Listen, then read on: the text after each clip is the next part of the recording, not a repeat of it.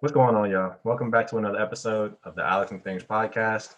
I'm your host, Alex Wing, and y'all, we're on episode 4. Y'all know what it is, man. If y'all remember on my third episode of the podcast, I left off by saying that my fourth episode was going to be my very first visual episode. And if you're streaming this visual episode on YouTube or wherever I'm going to be streaming it to, y'all see that I have not one, but two special guests on this fourth episode of the podcast. I got my guys, Ephraim Alfa and Tunji on the banjo. On the banjo! My guys, man. Y'all say what's up to the people, y'all. Yeah, what's good? What's good, Hey, Alex? Appreciate being on. Nah, I appreciate y'all, man. For what's good, real, y'all? man. For real. Yep. For all of us personally, like we've known each other since high school, ever since the first second we stepped on that campus. Oh boy, man. First step, first class. The rest was history, man. Going almost a decade strong. We always just talking about the ups and downs of life, whether it's our personal journeys, futures, everything, man. Then we always staying close, talking about sports, whether it's world football, real American football. I said real football, American football, hoops, baseball. It's like no, we talk about everything, man. That's just who we are, and that's just who we've been this entire time, man. Thankfully for me, I've been able to bring my guys to this fourth conversation on the podcast. So once again, appreciate y'all, man. So y'all know what it is, man. It's time to get into it. Um, Today, y'all, we're going to be talking about NBA hoops because it's the holiday season. Um, it's been a very discombobulated year, not just for everybody in general, but for sports fans too, because of the way different sports and different sports leagues have been affected by the pandemic and reschedulings, cancelings, and all of the above. So, and in the NBA's case, we're going to be returning in a little bit under 3 weeks now. So we wanted to come to y'all with a special episode featuring a couple different topics. Today, we're going to be discussing the legendary Shaquille O'Neal and how he's always posting a lot of controversial stuff. He's always saying a lot of controversial stuff, but we're going to be talking about a post that he made where he talked about a starting five that he created that would be unstoppable in a 7 game series. We're going to talk about that a little bit. And then we're going to talk about, since it's almost Christmas, we're going to talk about some of our favorite slash best signature moves from guys in the NBA that remind us of the feeling that we get when we're opening up gifts. We're going to talk about a couple of those awesome moves, and then we're going to transition into a preview of the regular season where we talk about free agency trades, the outlook on the new NBA schedule, and just a couple of predictions: who we got winning the MVP, Rookie of the Year, and title contenders, and ultimately title winners. So, as y'all know, um, I always love starting the episodes with some things that are on my mind and things that are just going on in the real world. But I mean, in this particular episode, it's my first visual, and I got my two guys here with me, and we talking hoops. I mean, I don't really got nothing on my mind except getting into this episode. So, I mean, with all that being said, let's get right into it, y'all. So, we're gonna start off by talking about Shaquille O'Neal, the legendary Shaquille O'Neal, and one of his controversial takes that he always just floats around on Instagram, and he leads up to discussion for all of his wonderful followers and just basketball fans all over the world. He posted something very interesting a while back talking about his unstoppable starting five that would never lose in a 7 game series. He put at the point guard Allen Iverson. At the two, he put Kobe. At the three, he put Michael Jordan. At the four, he put LeBron James. And at the five, he put who did he put at the five? Oh, he put himself. He put himself. Of course, he put himself. But we just wanted to talk about some ideas that we had with his ultimate starting lineup and either who we would replace personally or a lineup that we feel could be able to match up against his lineup. So, T, why don't you kick us off, man? All right. So I'm gonna offer up a lineup that might be able to match up with them. Obviously, you All got right. a lot of like extreme Hall of Fame talent there. I guess let me start off at the center position since that's what Shaq is. I'll put Will Chamberlain there. because the NBA, while he was playing during his career, they had to make some rule changes to like help people play He against the going pool there. He better. going the rules. Yeah, I had to. At the 4, I put Tim Duncan. I feel like a lot of people he doesn't. I mean, like he's very. I feel he doesn't get a lot of respect like that he deserves because he was just consistent, defending like on offense. Like, yeah, he's Mr. Fundamental. And now moving over to the point guard position, I'm gonna go with my man's Mr. Irvin Magic Johnson because Showtime. He's gonna make the game fun. For the teammates around him. And at the 2, I got to go with Clyde the Glide Drexler. Excuse me, but yeah, he's just Sure. just a baller in his day. I feel like although he's not as good matching up with like either Kobe or MJ, I mean I feel like he'll battle and compete and make it fun. Then at the 3, I got to go with the guy that grew up in the area that I grew up in, PG County. Got to go with Kevin Durant. Mr. Slim Reaper himself. You He's just an better. automatic bucket. Automatic bucket. So I think those are that's like my 5 that I would put against Shaq's 5. All right. T, what you got, bro? Yeah, it's a smooth line. I think we have some similarities between our lineup. So I guess for me, I started the point guard, have Magic Johnson, of course. You always gotta have Magic in the one of the greatest lineups of all time. Then next, at shooting guard, it's a little bit hard. I think I was thinking a couple of people, but I think I'll go with T-Mac. I feel like T-Mac, Yes, sir. fortunately, injuries cut his career a little bit shorter than what he expected, but I had to go with Quit T-Mac. playing with that man. Next, from PG County, Slim Reaper, easy money sniper, Kevin Durant. Easy. At the four, I gotta go Hakeem the Dream, one of the best in the post of all time, easily. Then at center, you gotta go Kareem on that one. Skyhook unstoppable. Respect. Nah, like I Okay. definitely agree, man. Like Yeah. those are some unstoppable players in their own right. But I guess I gotta follow the wave here and follow my guy. They wanted to create lineups to go against Shaq. But before I do that, I actually wanted to talk about why I would actually replace somebody in his lineup before I make my own team. Because as y'all just heard, both Tunji and Ephraim, they chose to put Kevin Durant, the legendary basketball player from PG County, in their starting fives. I feel like he should have been in Shaq's all-time starting five, replacing either Kobe or Michael Jordan. But for me personally, I would replace Michael Jordan because for me, like I just didn't grow up watching Michael Jordan, and like all the YouTube highlights and everything that people say about him, like I believe it. Like everybody believes he's the greatest ever. But for me personally, I just did not get to experience that dominance and this just that everyday love that people, for me, gave Kobe Bryant when I was growing up watching hoops. He was the guy that I idolized and the guy that I saw every single day going out there and just garnering that love and respect from the public for the way that he carried himself and the way that he committed himself to the game and just the way he dominated. And it was just at the right time because I don't know if I could have fell in love with Michael Jordan because the guys that he was going up against, nothing like the guys that Kobe Bryant was going up against. That's all I'll say. But now to my personal lineup that I feel like would match up with Shaq's all-time starting five.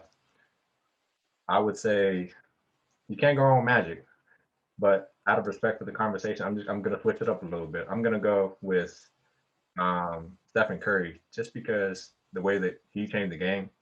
Like he'll make any offense he'll make any defense have to respect his not just his range but his ability to create for other guys, not even with his passing but just with the way that he can snipe.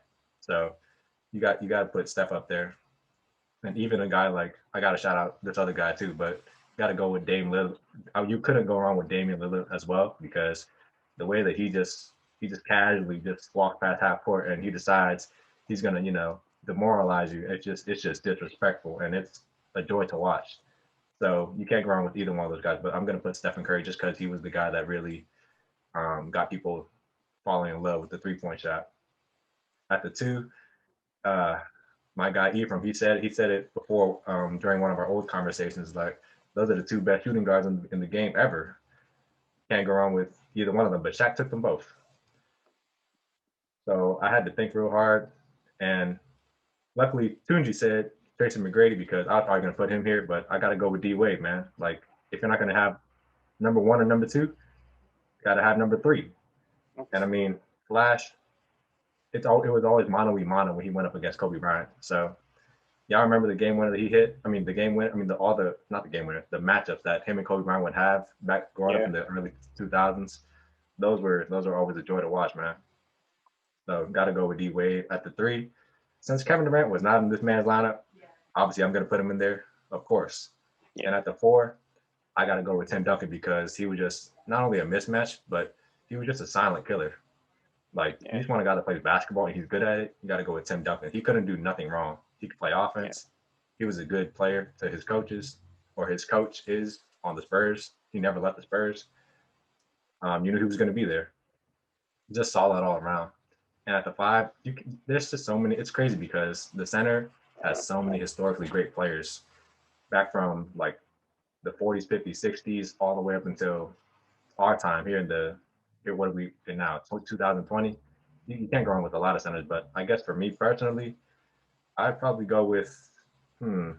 Skyhook as well because man, it's cheese, man. Like you can't if there's a move you can't stop, why would you want to go against that? So even though Shaq feels like he could dominate everyone, I feel like Mr. Skyhook would give him a little bit of a run for his money. So yeah, y'all. Those are just some of our thoughts on what we feel would either match up with Shaq's irrefutable starting five in a 7-game series, and for me personally, just what I feel he got wrong because he is wrong. But yeah, just moving along, y'all. Since y'all know it's Christmas, we wanted to get into the holiday spirit a little bit and share some of our favorite signature moves / best moves from some of the best players in the NBA that remind us of the feeling that we get when we're opening up Christmas gifts. So we're gonna name 3 or 4 of our favorite moves and maybe leave an honorable mention there as well. So Tunji, why don't you start us off with this one, bro? Oh yeah, definitely. So let's say signature move, Wizards fan, been Wizards fan forever. Sadly John Wall has been traded away, but I had to go with his 360 layup. I had to go with his 360 layup for my favorite signature move. Just fire. You can't stop that move. Next, I'll say probably go KD pull up from 3. Just extra smooth, money most of the time. Just perfect motion. And then I'll say for the third move, just LeBron the fast break. Just cock it back and slam it down. Just hey, simple. Is that in any particular order, bro? No particular order. Just 3 of my top favorite. I don't know. Just get excited when you see those moves. Absolutely. You got any honorables? Honorable mentions. I don't know. No, I don't got any honorable mentions. I can't really think of anything else right now. Appreciate it, bro. E, what about you, bro? All right. So Lakers fan here. So growing up, watching Kobe. Let him know. Yeah, man. Kobe, mid-range fadeaway, Growing up, that's like I felt like I saw that all the time. And then if it didn't go in, something was wrong. It was like automatic. I could count on it like every single game. Another signature move. So this is from a guy that, he's grown on me, over the past few years. That'll be James Harden. Oh boy. And he's just amazing to me. Like I used to hate on this guy a lot back in the day, but nah, this man, he's a real one. So it's, everyone knows about it. His step back 3-pointer, this is just ridiculous how he's just like, he just plays with people. Thinking about a drop pass, shoot, psych, step back 3, automatic. It's crazy. You got a favorite moment from a game? I mean, not really, because most of the time, like I'm not gonna lie, most of the time I see the Rockets play, I usually root against them. So I can't really say if I have a favorite one. Hey man, the way he be turning the tables, man. What is going on with this man? He be turning the Bruh, tables, man. bruh. I mean, but yeah, so it's just like but yeah, I mean obviously like actually that wasn't even a step, that was just a crossover, but like anyways, obviously so ironically this next person also played for the Rockets for the majority of his career. Hakeem Olajuwon with his dream shake in the post. Uh it's just like, it's just you just love seeing guys dance in the post, and that's what this guy did. Like the amount of fools he made on the court just by doing his dream shake in the post was just, yeah. So I guess those are like like top three favorite, no particular order.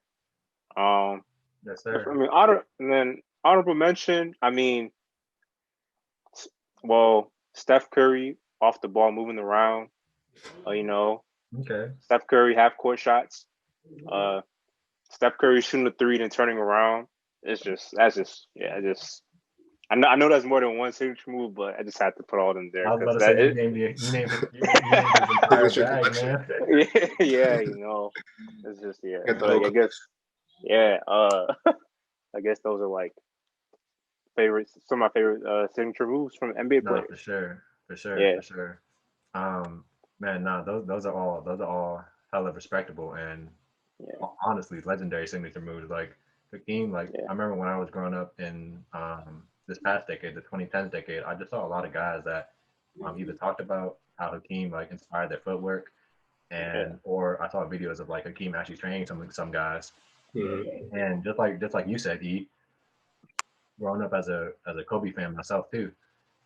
Like Kobe's footwork, like if you watch the game over these past 20 years, like he was probably the guy with the most exemplary, the most fantastic, the most yeah, just artistic display of like in the post, off the triple threat. Just like this guy, just he never left room like for guys to get back at him on defense. Like if yeah. he if you had a counter to him, he already had the counter to that counter. Like Exactly, he just exactly. that's why Kobe always inspired me. I mean, this could be a whole another conversation, but like Kobe, he was just a killer, man. Like, and his footwork just always displayed it. Like whether he was in Yeah, the post, at the three, wherever, in any position, he was ready. So yeah, that's definitely a great call right there. For me personally, as a Kobe fan, and since he already said Kobe, I'm gonna leave Kobe to the side, even though I could talk about him all day. Um, in no particular order, I'll go with my three favorite slash best signature moves. Starting with, since T already said it, I'm gonna go with Kevin Durant. Like that walk up three, man. Hey, man, just to let y'all know, me and Tunji used to play a lot of 2K, man. Hey, T, tell them about those 2K 13 or 14 days on Team Up, man. What was happening though in those days, man? Team up, just pass it to KD. Simple as that. Pass it to KD. We had this thing going where we would always play with OKC because they were just so dynamic back in the old 2Ks earlier in this decade, and neither of us were able to get on Kevin Durant's player because another guy would take it when we would go into the lobby, and then like some in most matches, like there was like a couple of night stretch during the week where we were just playing, and then the same thing happened in back-to-back games where the guy that was controlling KD would leave the game, and then me and T was just like, hey man, I mean, let's just pass it to KD, man. And then for some reason, the computer never plays good, but just this these couple of days that we was playing on the Thunder, we just passed it to KD, and he just kept making it every single. Just getting 30 He kept points, making 40 it every points, just single hitting time. everything. Automatic. He was just automatic as a computer, man. And I don't know, we just had that, we had to keep that going on because it was like our personal meme. So just Kevin Durant, he just easy money sniper, man. Like y'all seen it, the 2017 and the 2018 finals against the Lake. I mean, Okay. 2021 against the Lakers, 2017 and Oh, 2018 against the okay. Cavaliers. Yeah. Yeah, the Cavs. Yep. In game three, both years, man. He pulled up from the same spot, same jumper, man. He walked up, pulled it, man. Like it's Mm. just scary to even talk about it. Like as a Lakers fan too, personally, there was a moment back in like 20 either 11 or 12. Um, I believe it's 11 or 12, but it was when the Thunder was still young, and Kevin Durant in Game 4 or Game 3 at Staples. At Staples, this was the young Thunder, bro. It was Game 4, and like the Lakers needed this because they were down 2-1, and Durant and Russ were like, carrying the load as usual, and they got the job done till the end. And then the game was close, and guess who had the ball at the end? Kevin Durant. This man had the ball at the top of the key at half court. Shot clock went down. This man just walked up, one dribble between the legs, just cash money, man. I was so disappointed, but at that same time, I realized like watching KD and Russ, like those two guys dominate the way they did when they were so young. I had to become a Thunder fan as well because those guys were just electric in ways that Kobe reminded me of. So that reminded me of Kobe. So shout out to Kevin Durant, man. PG County, baby. Number 2, I gotta go with Bradley Beal, man. Like Tunji just brought up the Wizards. Like I've been a Wizards supporter for a long time. Because you got to support the local teams, man. Like even though success is a little bit um, sporadic around here, at least in basketball, we still produce some great players, man. And Bradley Beal, his step back is absolutely lethal. Like I remember a game where I think it was I don't know if it was in the playoffs or not, but he hit like Paul George with like some crazy step back to the left, and Paul George either sat down or like his leg did some funny stuff. He was dancing. I was like, Bradley Beal, Bradley Beal. And then Bradley Beal just carried that on throughout his years, and he just continues to kill people with that step back. Um, and also on the same note, since I'm talking about step backs, I'm not going to talk about James Harden like he did, but I'm going to talk about Luka Doncic. His step back, even though I feel like he modeled a lot of his stuff after the guys that came before him, like Brad Beal, James Harden, those guys. Luka has an insane just fluidity to his step back, and he demonstrated that not just this year, but in the bubble. Y'all remember that game against the Clippers, right? That buzzer beater to the left. Oh, yeah, but how could I forget, man? Yes, Classic, sir. man. Classic. Can't forget that. And even though they lost that series, like he provided an iconic moment right there with that just lethal step back to the left, man. So shout out to those guys for continuing to invest in the step back. Yeah. And 3, 3. There was somebody that I was gonna say, but I think I just forgot. I forgot who I was gonna say. But um, since I forgot who I was originally gonna say, I'm gonna have to say. Oh no, I didn't forget. It was Kyrie from the right wing. Kyrie from the right wing, as y'all know, he's done some stuff on that right wing, most notably in Game 7. I was about to say Game 6, Game 7 of 2016 NBA Finals against the 73-9 Warriors, where he brought it home for Cleveland, man. And that's probably one of the most iconic shots that any of us can remember in not just basketball, but in sports. That shot just did so much for not just basketball, but just American sports and sports fans all over, man. Like that shot, oh man, it was crazy. And ever since then, like Kyrie, I mean, even before then, Kyrie, he's been hitting shots from the right wing continuously. He had one this past season against the sorry ass Knicks. He hit one, even though he shouldn't have got to that point. He hit one against the Knicks earlier this year, and I'm pretty sure he's going to continue doing that. That's his sweet spot, man. And also an honorable mention, since I just brought up Mr. Kyrie Irving, I gotta bring up Mr. LeBron James. You know what I'm saying? If Kyrie is the guy from the right wing, y'all know LeBron is the guy on the left wing. He has this move where, he just be looking at the ball and he's be dribbling, he's looking at his opponent, and then he sees that his opponent can't keep up with him. He's gonna be like, man, should I drive? Should I shoot?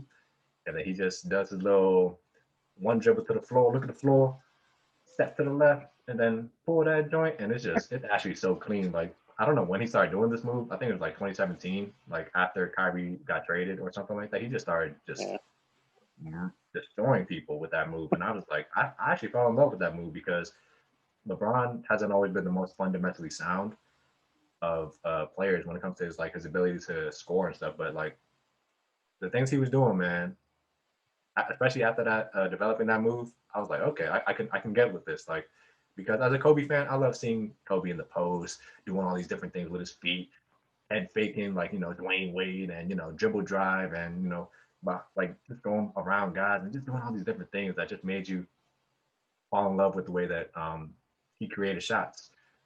Not really seeing LeBron do that because he was so freakishly athletic. It was just like, man, it's good to see LeBron go deep into his bag. So Yeah, shout out to LeBron James, man.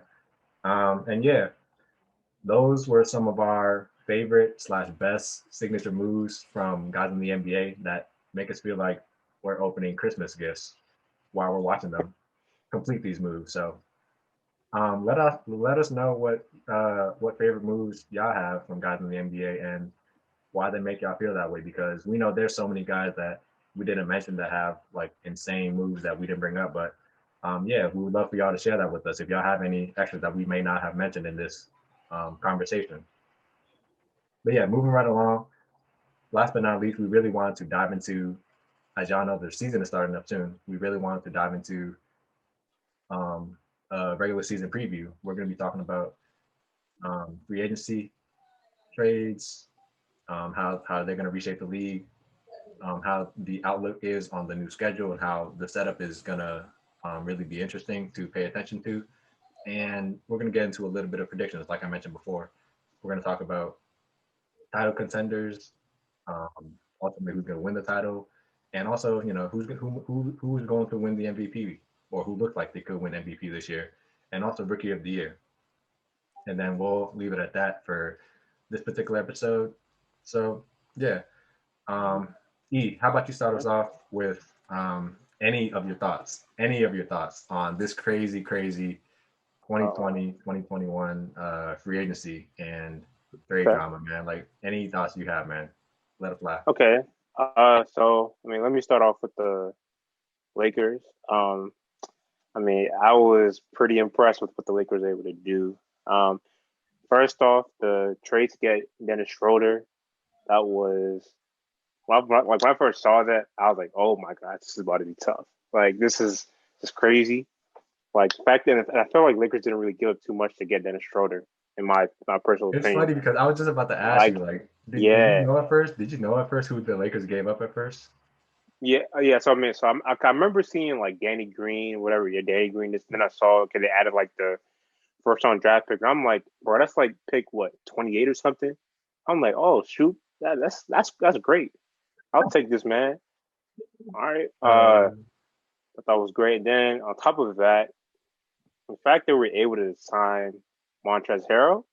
Now, like when I saw that, I thought it was a joke. I thought like I couldn't believe. I was like, how? I'm surprised that the Clippers didn't really do more to like keep Montrezl Harrell. Cause I feel like he was a big piece like to their team. And then the fact that like, I mean, obviously I don't remember like what other shooters he had, but like the fact that the Lakers were just there and signed him, like wow, like I feel like the Lakers got better, which is crazy to me. Yeah, what else? Moving on. So like the Bucks getting Drew Holiday is nice. Although I feel like they kind of messed up with Bogdanovich. Yeah, That's for like the sure. little sign and trade that fell through because I feel like he's like one of the like up and coming players. I mean, I've seen him from the games that I've watched him like while he's on the Kings. Like I'm like, oh, who is this guy? This guy's kind of like low key nice. Yeah, it's So funny you say definitely, that because yeah, we just talked about Shaq yeah. earlier on the episode. He brought up. I'm pretty sure y'all have heard this one. He said in the league, anyone with the last name ending in bitch can shoot the meth out of the ball. Yeah. Yep. I remember when we said that. And then I'm trying to think who else, like then obviously I mean like the local team, the Wizards. Um Obviously the big trade that happened, I guess today's the 8th of December, so it happened last week, roughly a week ago, I think. The John Wall for James Hart. Well, John Wall for Russell Westbrook. Excuse me. Oh Okay, shoot. Ronnie 2K, chill out. See, I blame Ronnie 2K. But anyway, yeah, I thought that was pretty interesting. Hmm. Obviously, I can see how it can be tough for some fans, like given the connection that they have with John Wall, and especially like what he's done for City of DC throughout his time playing for the Wizards. Um, but I do feel like it's interesting pairing like Russell Westbrook with Bradley Beal. I feel like that could be a nice, but it's gonna be like that's obviously like one of the top backcourts in the league, like right there. So I'm curious to see how Scott Brooks is going to put like pieces together and see how they play this upcoming season. Um, I mean, those are like the three main like moves that like caught my eye. Yeah.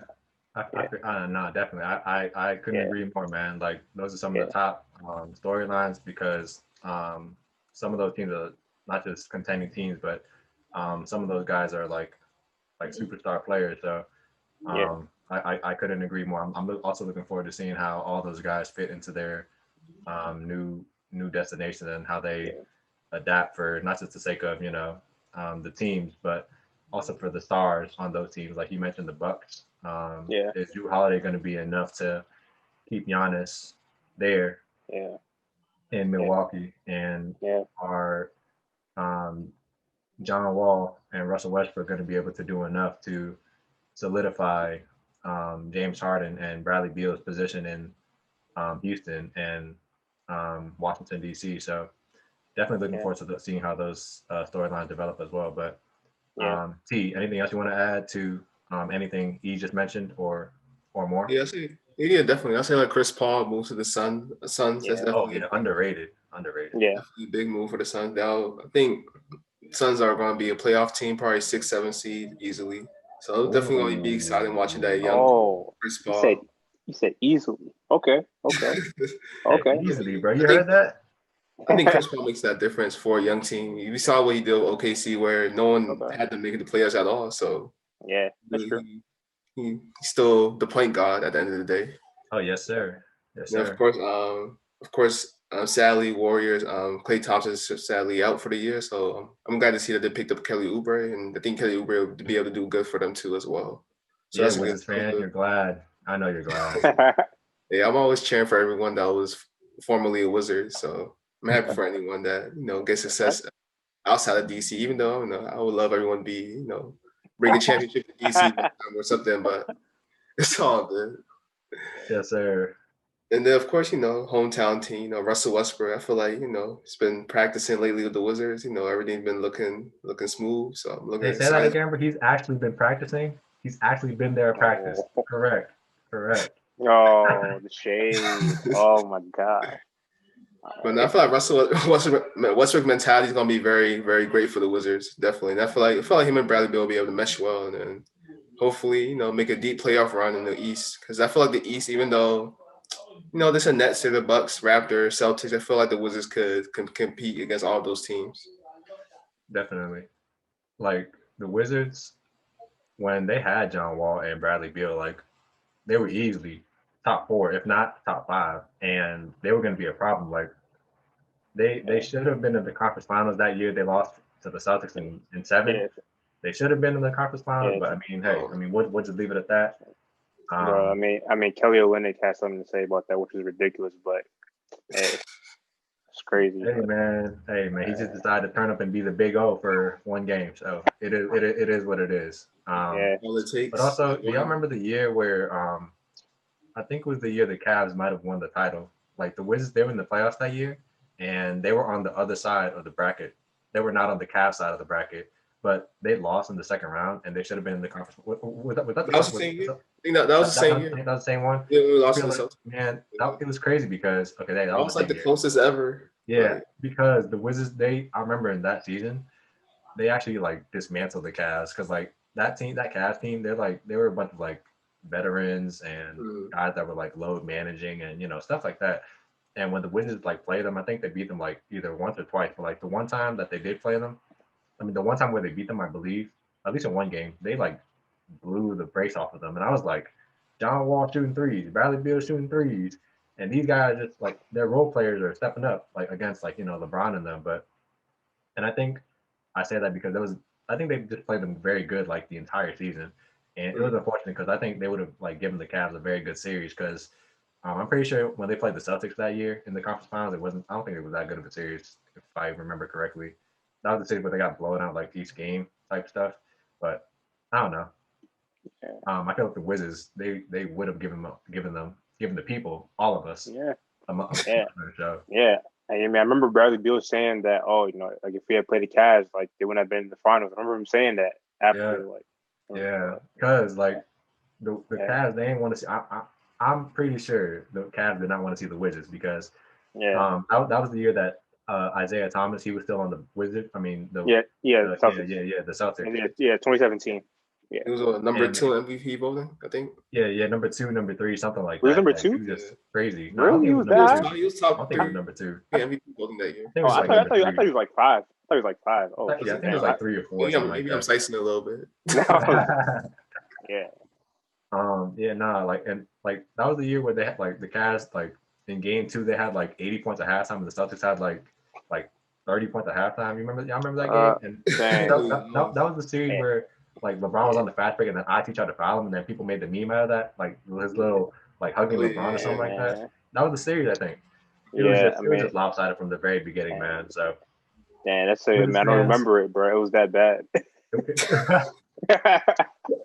Nah, definitely, bro. Like as a Wizards supporter, and I mean, I feel like I'm a genuine Wizards fan because like I've been paying attention to the Wizards since Hibachi, Anton Jameson, and Karan Butler, Brendan Haywood, and like Deshaun Stevenson, those guys. Darius Sangala. Darius Sangala, all these guys, bro. Nick Young, JaVale McGee when they were younger. Like, I mean, I've been paying attention to these guys for a long time because like Gilbert, he was a killer, man. That's all I gotta say. He was a killer. Yeah. So, yeah, man. Like with everything going on this season, I feel like the Wizards, they're gonna be a dynamic team to watch with everything that y'all said. The thing that Russ gives the Wizards immediately is availability. I mean, John Wall, he's gonna be returning as well, but like what you're gonna get out of Russ like every single night. And I feel like his game is going to help Brad Beal because, I mean, I'm a supporter of OKC, and like I've watched a lot of OKC, man. And like that year where Russ won MVP, he was playing on a team with a bunch of I ain't gonna say no bad words, but like he was playing with a bunch of different guys. Victor Oladipo was there, and Victor Oladipo even came out and said Russ like helped him improve his game. And I mean, I just feel like people they just be hating on anybody for no reason. They find anything say about players. So Russ is a team first guy, and Brad he's a get buckets kind of guy. So I feel like that's gonna be very good. And just like I think I think you said it, his mentality is really gonna help the young guys. So I think that's gonna be a very good thing for the Wizards. But also the Bucks, man. Like I really want to see what Giannis does. I think you mentioned the Drew Holiday coming to the Bucks, and then them not completing the sign and trade. I really want to see how that turns out for Milwaukee. Yeah. Because I think it's been like 2 or 3 years now, right? Since Giannis and the Bucks, respectively, have been kicked out of the playoffs. 2 years in a row, right? Before reaching the conference finals. Yeah, I mean, so in the past 2 seasons they've been like favorites, quote unquote. So favorites, and then they didn't even reach the finals. Like that was the Raptors and the Celtics. I mean, the Raptors and the Heat that kicked them out. So that's going to be very interesting to see. Yeah. The Warriors, I feel like they'll be in the same boat with the Suns because like the Suns are up and coming. Like they dominated in the bubble. I wish they would have made the playing game to play the Blazers. That would have been a much better game. Even though I love the Grizzlies, I love John Morant. I feel like that would have been a much better game. The Suns versus the Blazers. Because Devin Booker was going off, Damian Lillard was going off. Everybody wanted that matchup to happen, but it is what it is. Speaking of the Blazers, like they kept Carmelo, traded for Robert Covington. They bought back Rodney Hood, and they did they add a big man? I think they added a big man. I might be wrong. I'm not too sure, but they kept a lot of their wing players, and that just gives them a lot of depth. So hopefully, when Damian Lillard and CJ they're not on the floor, guys can produce and give them some rest when they come back into the end of the games because y'all know what them boys can do at the end of the game. Yeah. And I guess off the top of my mind, I haven't talked about the Lakers yet, but I mean, I feel like Ephraim said it best, man. I mean, Lakers, man, we rob people, man. Like, hey, we traded Danny. Oh Green.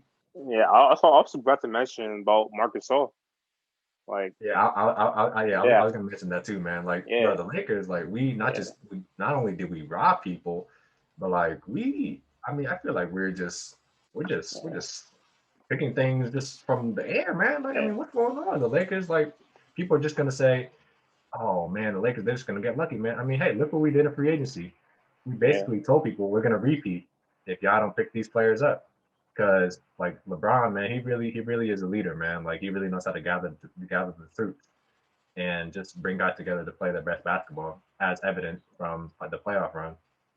So those are just some of our thoughts from a very, very, very hectic free agency.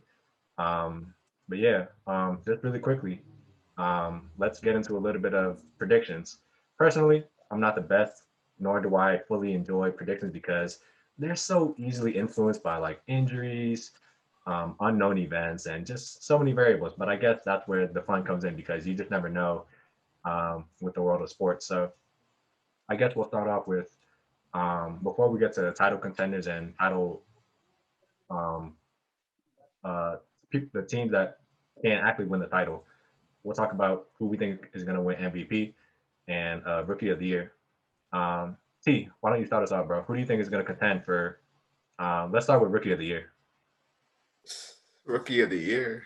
That's gonna be tough. I don't know. I feel like this draft class wasn't the strongest. I feel like I respect this draft class, making it, of course, make it to the league. But I feel like I don't know. It's kind of just a tough draft class. I could just like say like who's going to be the definite, like I don't know, the definite person for Rookie of the Year. But I don't know. I feel like LaMelo Ball's going to come out the gate and surprise a lot of people. So that's my go-to. I feel like he's going to surprise a lot of people with what the Hornets have in store.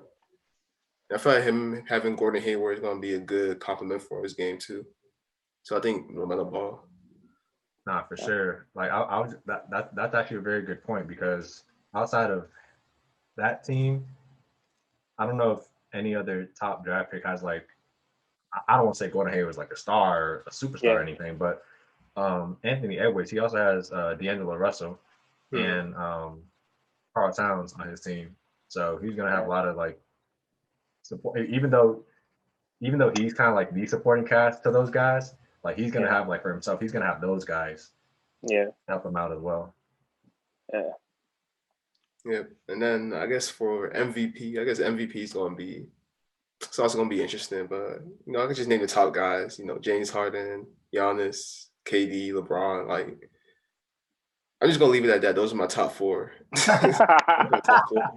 Who can get one MVP? That was my go-to top four. I respect it. Now, like MVP is always a tough one, man, because they vote very let's just say weird. Let's just say that.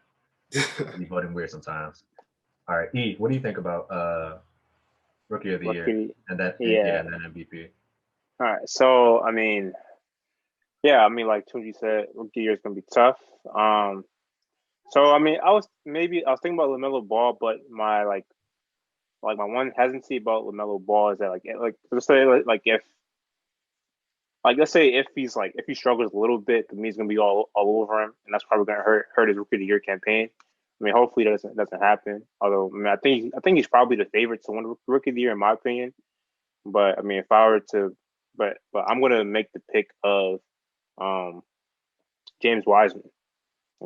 I think this might come back to bite me, but I think that and this is solely based on the fact that the Warriors are going to play more nationally televised games. Mm-hmm. I believe. So I think that with that exposure, and I think James Wiseman I think he's gonna be productive for the Warriors. Like they're going to need some help outside of Steph. Like scoring the ball like on offense. And I think Steve Kerr is going to find a way to utilize James Wiseman like in the offense. So and I think like you make a good point because James Wiseman, Steph Curry, like I don't think I've watched the Warriors for a long time. I've been watching Steph since Davidson, and I don't think for as long as he's been on the Warriors, he's had like I don't say James Wiseman, so he's still a rookie, right? But he doesn't have like a guy at the 5 spot be like that faceted and talented with his game. Like James Wiseman, he can do a lot of stuff on the floor that the Warriors haven't really had at the 5 spot before. So yeah. So So then I guess So I guess for MVP. So this man Tunji, he said the top guys, but he didn't say the guy who I think is going to win the MVP this year. I think it's going to be Luka Doncic. Just look at what he's already done. 2 years in the league. I feel like he's probably, if not top 5, definitely top 10 player in the league already. And obviously, this man he almost averaged a triple double in his second season in the league, which is crazy. Averaging close to 30 points a game. I think like Unreal. he's going to get better. Like you saw what he was doing in the bubble. I mean, we talked about it earlier. His buzzer beater against the Clippers in Game 4 of that series, and like bro, like the amount of pressure like he's going to like put on opposing defenses this year is going to be insane. So I'm excited to see Luka play, and I think he's going to win that. And I think he's going to have the storyline to back up his MVP campaign too. So I think he's going to be the MVP. That's my guy. I agree with the storyline point as well. Now that's also a very good point because I think I said it, but like the media, they vote. They're the ones that vote, right? And they just be voting. As we all know, they be voting very, very weird. I mean, who really? Yeah, you said what? Very iffy. Yeah, very iffy, man. I mean, like we never really know. Like even if they say it on if they release like the criteria to the public or whatever it is that they put out there, we can never really know what they really mean because the way that the results come out to fans and the way that we interpret it sometimes it just doesn't really add up. So hey, it is what it is. But I know y'all have some really solid picks. For Rookie of the Year, I was actually going to say James Wiseman because of what I just said to E. Yeah.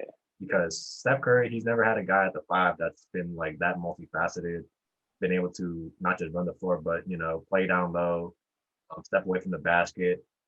Even though he still has some developing to do as a physical specimen in the pros, like I feel like James Wiseman, like playing next to the Warriors and their team first style of play, like that'll really like open up opportunities for him to produce for the Warriors. So I was actually going to say James Wiseman, but for the sake of the conversation, I'll adjust my pick since I was ready for that. So appreciate you, E, for taking my pick. No problem, bro. I'm actually going to go with Obi Toppin for the Knicks. And as much as I hate I don't really hate a lot of things at all, but as much as I don't like the sorry ass Knicks, I'm actually happy for them that they got a hometown kid because he was like, I watched the draft and he was just like, I'm happy to be playing for my hometown team, man. And I was just like, I couldn't be more happy for him. So he just seems really passionate. And like, I watched him in college, man. Like, he's a versatile bucket getter, man. I like the kind of things that he brings to the table. And I feel like having someone that's that enthusiastic about playing for the Knicks, not just going home, but being that enthusiastic about the Knicks, I feel like it'll really bring a spark plug to the city because when's the last time someone was that enthusiastic about going to the Knicks? Carmelo? Maybe Kristaps, but we saw how that turned out. So I feel like Obi Toppin, he has the versatility and the personality to really shine in the Apple, man. So the Big Apple. So I feel like he has a chance. Since I couldn't take James Wiseman. So for MVP, y'all have some really good choices, especially P, man, naming the entire list, but it's all good. I'm actually gonna pull. I'll pull a half T, and I'll give you. There's 2 guys on my list actually. First is Damian Lillard because, I mean, for the past like 2-3 years, he's been really getting the recognition he deserves, which is like awesome. But the years before that, he was doing the same stuff that he's doing now, like shooting the ball from long range, like helping his team win games, getting to the playoffs consistently, even though, only 2 teams can get to the finals and only 1 team can win. I just feel like this year, with the amount of depth and experience that they've gained, I mean, I feel like Dame's going to have another first team All NBA year. And I'm not saying the Blazers are going to win everything, but Dame is going to have a lot to do with their success this season. So him, and also, as y'all know, we're from PG County. We said it a million times, and I'm going to say it again. Kevin Durant, man, it's his time, man. Like, it's crazy because he won the MVP when he was like 23, 24, 25. I forgot the age, but he won it like 7 years ago. I don't know how old he is now, but he's like 30 something. He won it 7 years something, 7 years ago. It'll be. And he's been out for almost 2 years now, a year and a half, whatever you want to call it. And he's playing in a new city, on a new team, in a new system, next to one of his good friends, Kyrie. And I mean, hey man, they're in the East. Y'all know we've been talking about this for a long time, but like a lot of the best players in the West is really stacked.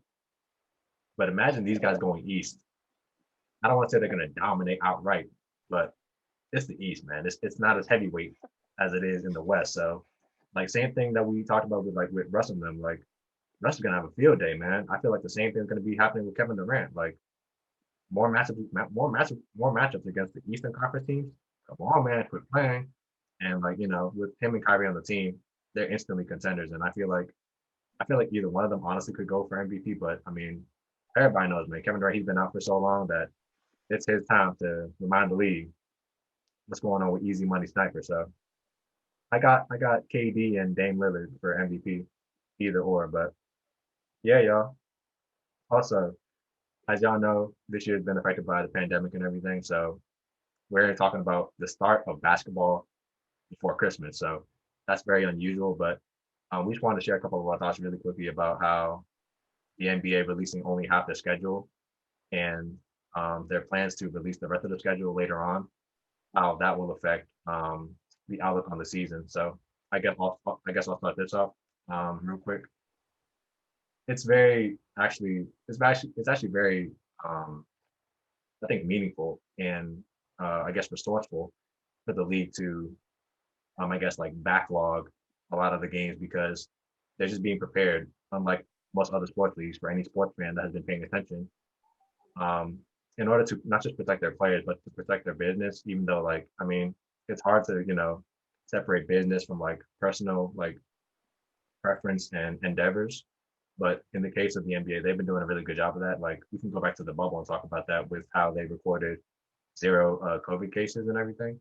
I just feel like they're trying to um, use this regular season as an extension of what they did during the bubble by implementing all the rules that they have, by limiting people going out and staying in the gym pretty much essentially, um, and preparing for the worst case scenario, which would be more COVID cases. So I feel like they're just doing everything they can to keep players safe and protect the schedule if there were to be any delays and stuff like that. So, um, E, what do you think of this, bro? Yeah, I mean, think yeah, with the schedule, think it was a very clever idea. At least only half of the schedule to start off. So like in anticipation of the potential COVID cases that might lead to games being postponed. I do think um, obviously there's like I forgot how many pages long it is, but it's like a bunch of pages. They have I think they have a lot of good rules to try to protect, to try to uh lower the number of positive COVID cases. I mean, it's pretty much I hate to say, but it's pretty much inevitable considering like the amount of the rising COVID cases that's going on right now. Yeah, So it's inevitable that it's gonna affect hit people, players, staff, employees in NBA at some point. But I do think, Adam Silver is a great commissioner, so I mean, I feel like he's put in the work along with the rest of the people in the NBA. I feel like they've put in the time and effort to go for it as safe as possible. Um, and I do think it's going to make for some interesting matchups. I think at times it's going to be definitely weird if a team has to just because stop play for a while and seeing how that is going to affect the playoff race. But I think it's going to be kind of interesting, but we'll have to wait and see. But I do definitely like the idea of how the NBA puts together the schedule. for sure. Yeah, definitely. I agree with both of y'all. Just in terms of like the NBA, just having a more cautious approach, just making sure that if we need to delay games, of course, I think COVID cases, it's going to happen. Like the team might get affected by it, unfortunately. That's just the environment we are in terms of the sports and society. So I think the NBA just having a more prepared approach than other sports league and just making sure that they're able to isolate those cases too quickly. I think the NBA will do a great job. I mean, of course, the bubble was a controlled environment, but I feel like they're going to be able to carry over those protocols, those procedures they had in the bubble into, just a normal environment where they're traveling from city to city and just making Yeah, sure that you're able to minimize those cases from occurring. definitely. And I actually read that you actually make a great point to talking about the controlled environment. They're trying to change the schedule a little bit actually, um, and change it to kind of a little bit baseball style, where teams, when they go to a particular city with multiple teams that stay in that city or in that state, they're going to be playing like 2 games and 3 nights against that same team, like a baseball series kind of thing. And then like if you're in California, like you'll probably meet the Clippers, Lakers, the Kings, and Golden State. Warriors. I'll be in like the same like 2 or 3 week stretch playing all the games against them in that time. So you can try to like isolate those cases over there as much as possible, so that you're not like traveling those cases everywhere and stuff like that. So that's actually a really good point, trying to keep the environment like as condensed as possible. So also rapid fire real quick. What do y'all think it would I think you made a great point as well, like talking about the playoffs, how it might look interesting. But what do y'all think? T, you go first. What do y'all think uh the worst case scenario would look like? Because we've seen how the NFL has like handled COVID all the way up until this point. Regular season's almost over now. What do y'all think that would look like in the NBA if we were to have that closer to the playoffs? I say the worst case scenario, that season probably not going to end until late August, early September. That's the worst case, like absolute worst case. I feel like the NBA just still has been doing everything right, correct so far. I feel like they're not going to let it get to that case. Oh, get to that state. So I feel like that's the worst case scenario in my opinion. Definitely. Okay. So for me, worst case scenario. Obviously, worst case scenario would be, obviously, canceling the season. I think that would be the worst case scenario. But I guess second worst case scenario. So I'm just, if I base it off of what happened like this year, Yeah. it took like 4 months off. So regular season was supposed to end in like May, right? So basically, the worst case scenario, like the playoffs, the finals doesn't end until like November, which is gonna suck because I know the NBA, they're trying to like get the schedule back to being like on time to how it normally is. So I think that'll be a worst case scenario. Definitely. Yeah.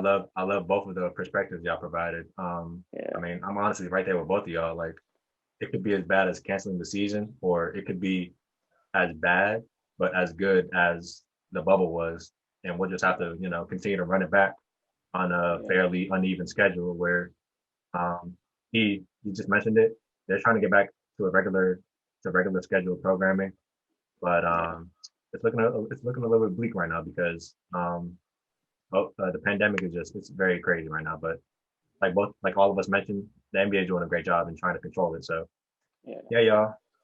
Those are just some of our thoughts on how the NBA is setting up the season to look like. But now let's talk about what's actually going to happen. So we'll try to go a little bit quick with this because the season's still a good minute away. But we'll share some of our thoughts really quickly on some title contenders and who we think is going to end up on top this season. So I guess I'll start it off. Just to spare y'all the wait, the Lakers, they did a lot this free agency, okay? There's nothing to really say about the Lakers. They still got LeBron. They still got Anthony Davis. They got Danny Green. No, they don't got Danny Green. They don't need Danny Green. Thankfully, no, I'm just messing. Shout out to Danny Green, man. He's a 3-point bucket, man. He still got the record for most threes in the finals. I think LeBron is getting up there, though, close to that record. But LeBron, AD, Kuz, Schroeder, like Montrezl Harrell, like, come on, man. Come on, man. Come on, man. Quit playing, man. The Lakers, like, they just have a lot of veteran leadership, and they have guys that are like easy plug and play guys that will step into their roles and do what they have to do. And with LeBron leading the house, leading the charge, I mean, come on, man. Come on. I think 3 teams that I think can really give them a run for their money. Um, I'd say the Nuggets, because that team, they're only going to get better, man. Um, Michael Porter, he's going to elevate, man. Like he's someone that I don't think gets a lot of talk, but for the people that do talk about him, they know that he's coming. So Michael Porter is going to be the X factor for the Nuggets, in my opinion. Jamal Murray and Jokic, they're on their way, man. They're on their way. That's all I got to say. The Nets, I mean, come on, man. How many times we got to say it? Easy money sniper. He's coming too. He's returning. He's ready to come back to the finals. And My prediction is actually Nets Lakers in the finals. I ain't gonna say who wins because I don't know, but I'm just leave it at that. Nets versus Lakers in the finals. And the third and last team that I think can give them a run for their money is the Bucks, because Giannis can be that good if he develops his jump shot, because he can actually shoot the ball, but it's not consistent to the point where teams are bound to like respect him and stuff like that. So I'm just saying that on the premise that Giannis will develop his jump shot, and if he does, he's gonna be like, I don't want to say he's gonna be LeBron James, but like he can be something like that, if not better, because his ability to dominate games is unlike almost anything we've seen, like maybe outside of Kevin Durant. 7 foot guy, dribble, pass, and shoot if he can shoot. So those are my 3 teams that I feel like can contend with the Lakers. But y'all know it's the Lakers on top. So yeah. Um, T, what do you think, bro? Yeah, definitely. I think I agree with some of your points. I feel like, I feel the Lakers have the West on lock. I feel like they made all the right moves in the offseason. It's attractive for a free agent or just for any player. Like especially LeBron wants you. He's gonna make things happen behind the scenes. Yes, So I feel sir. like the Lakers are still the favorites. The Lakers are still the favorites. I feel like I don't know, I agree with you with the Nuggets. I feel like the Nuggets could challenge too. I feel like the Trailblazers could still surprise everyone and Oh, do something in definitely. the playoffs. So I feel like those. Yeah, I'll say For those two them, for in them, the West. I just want to see what they can do with their big man situation, because I thought they brought in a Yeah, big man, but like I mean against Anthony Davis, man, I don't know what they're going to do. That's the only reason I ain't say they was a contender. That's all. But yeah, definitely, definitely. No, I guess of course you still got the Clippers. Hopefully they don't fold again. But oh I don't boy, know, they've been doing some laundry, so they've been folding. But hopefully, I don't know. Hopefully, Kawhi Leonard he really steps into that. Like now he has the spotlight on. He's not like when he was on the Raptors, he wasn't expected to win the finals. When he was the Spurs, he wasn't the main superstar. So like now he's like he really has the limelight yeah. on him. So maybe he'll turn up more this year. Maybe Paul George will not be pandemic P and turn up too. So Pandemic P. Oh man. I don't even know what to say about that guy, man. He's a good guy, but man, like when everybody's best memory of you is side of the glass, come on, man. it's terrible. Man. Now, of course, out the Yeah. East, I think the East is pretty tough. I don't know. In my opinion, I feel like, of course, the Nets are the favorites. That's my prediction too. Nets and Lakers in the finals. But I feel like the Raptors could get there still. Celtics could get there. The Sixers, they could potentially still get there. If they get their stuff together. But I think Doc Rivers is there now, so hopefully they can get their things handled, get some organization under there, so they'd be able to be real contenders. And I have to see the Wizards. Yes, sir. Old time Okay, team. that's what I'm talking about, Yeah, Wizards Russell fan. Westbrook's gonna. I feel like he's gonna really Nah, I feel instill that that way too. instill that discipline to everyone, and I think Yes, that sir. could be something where people could be surprised with the Wizards. I feel like we have a good young core, then plus Bradley Beal, superstar, Russell Westbrook, MVP plus superstar. So Yes, sir. we can make some magic happen. Hopefully, Nah, for not trying to sure, be too man. too Sure. over the top, but I feel like we could do some stuff if we get to the playoffs. Nah, man. I felt the same way about the Melo PG Russ Thunder, man. Like that team Yeah. should have been way better, but like that was when Melo was still like trying to accept like a different role outside of like Yeah. being the guy. But now I'm Yeah. happy for him. We're all happy for him. He's from Maryland too, and he's accepting Yeah, the role with the Blazers. So like shout out to Melo, man. So I mean, as a big Thunder fan, I just wish he would have made it work with the Thunder. He even said it on JJ Reddick's podcast. He wished it would have worked with the Thunder because he enjoyed that team and he loved seeing Yeah. he loved working next to Russ and PG. But Yeah. before you go, I couldn't say the Celtics as much as I wanted to say the Celtics. I can't because I'm a Lakers fan. I will not say the Celtics. Even though I love Jason Tatum because I love guys that come out of Duke. Duke is my favorite team to watch in college. Been watching them for like 16 plus years. I just talked about JJ Redick. Been watching him. All those guys that played like 15 plus years ago. But yeah, Celtics are nice, but can't talk about them. Go ahead. E.